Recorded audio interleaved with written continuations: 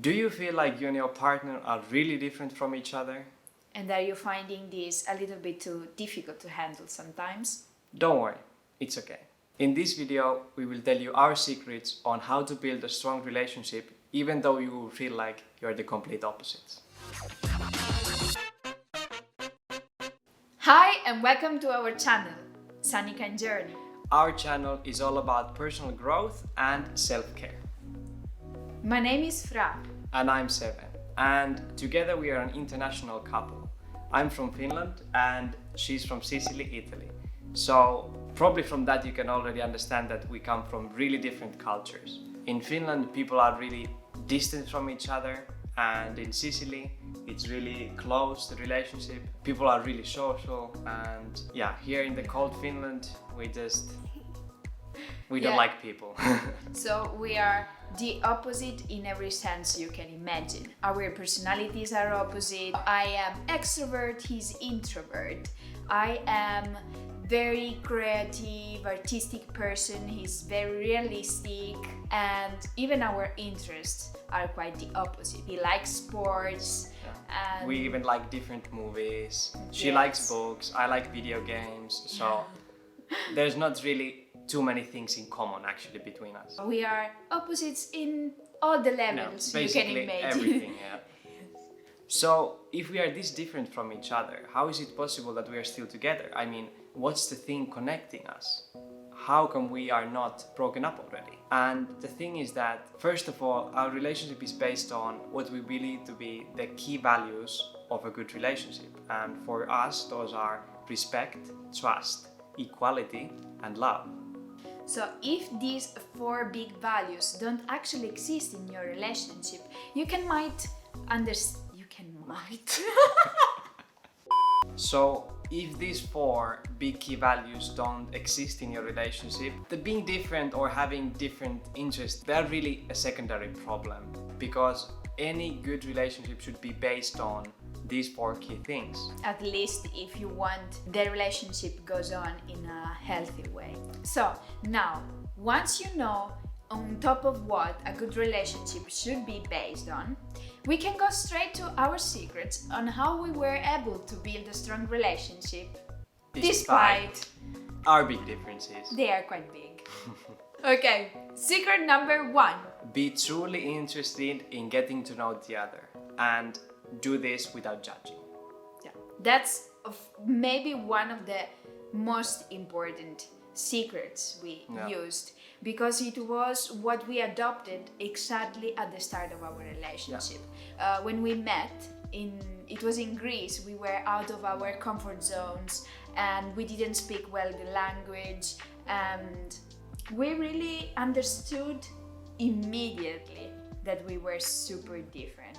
But we understood that the other person was really interesting. There was no judgment. I was listening at him a lot and trying to just honestly and in a very genuine way being curious about what he liked and what he didn't. So when we got really interested in the other, like truly listening to the other, we understood like what do they really like, what do they don't like, what's their personality, what kind of experiences they have had in life, and what do they want still in life.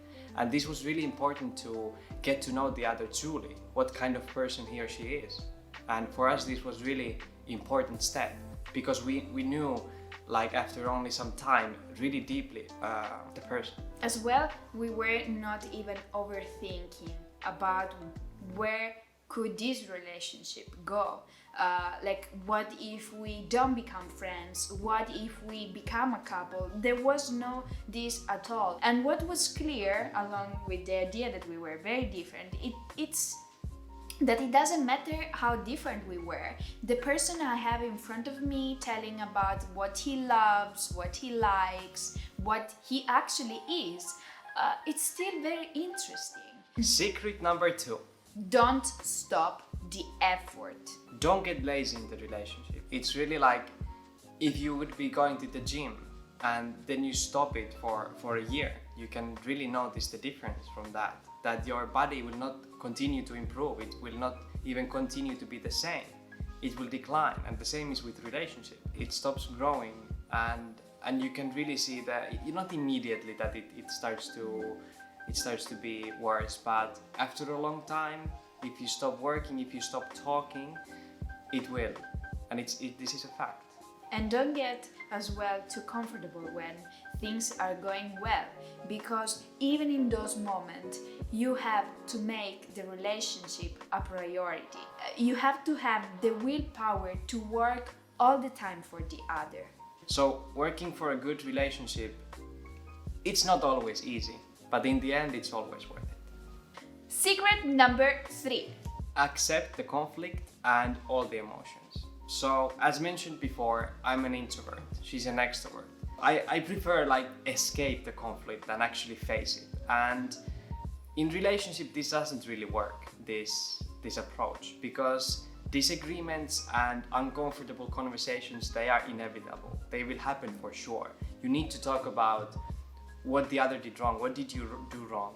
And it's not always nice to talk about these things, but it's the only way that you can learn and grow. So you don't have only to accept your emotions, but you have as well to accept the fact that the emotions of your partner can be different from yours. Yeah, completely. And that's still Yes. okay. Yeah, and all the emotions that you feel, they're completely normal. I mean, even anger is completely normal. It's just you need to know how to express it. That's the thing. Don't be afraid of feeling something or your partner feeling something. Yeah, just don't try to escape. Don't try to suffocate anything. Accept the conflict and all the emotions. Secret number 4. After an argument, find a connection again. For example, let's take our case. During an argument and even after an argument, we react in a very different way. I get immediately frustrated and angry, and I express it quite clearly. I mean, I'm not calm at all. But he's the person that wants to solve the conflict quite immediately. As mentioned before in the previous secret, I really like to handle the conflict immediately. I don't really feel the anger. I feel like, why not solve it now if we can? And that was for us a little bit difficult at the start, was that I immediately wanted to solve it. Like, let's not stay angry. Let's be friends again. And she couldn't do it. And for me, this was difficult to understand. So the thing here is that get to know the other in a sense that take the time he or she needs to calm down, think clear. I mean, sometimes for us it took even a day. Also for me to let go of the anger. Also, it's very important to not be afraid after an argument, to be the one who steps forward to meet and to make peace with the partner when you are both ready. Because stepping forward to find a connection with your partner is not actually a weakness. It's definitely not a weakness to be that guy, definitely not. So when it's the time to find the connection again, do it in a way that makes the other feel significant and loved. You probably have the thing that really makes you feel connected. For us, it's looking each other in the eyes.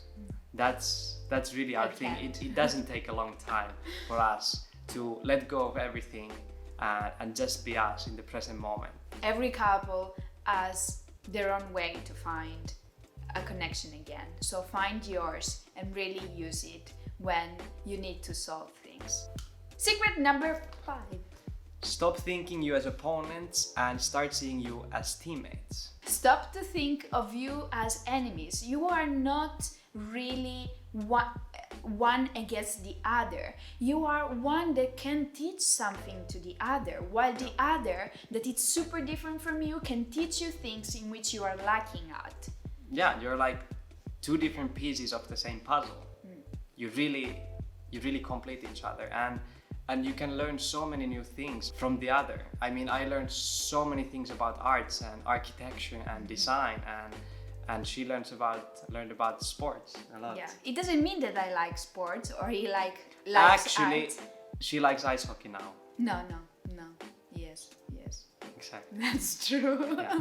Being different is not really a limitation. It's actually an opportunity. So if you don't know where to start from because it's quite difficult to understand how to face, how to deal with the other differences, it could be useful to start with a personality test. The personality test gives you a hint on what you are different at. For example, in personal characteristics, as being extrovert versus introvert, or being creative versus very logic person. We suggest the 16 personality test. Yeah. There you can see also your strengths, your partner's strengths, weaknesses, how to deal with that personality type. It's really useful. It helped really us at the start when we had no idea like our personality is still so much, but it helped us understand ourselves, but also really the partner as well.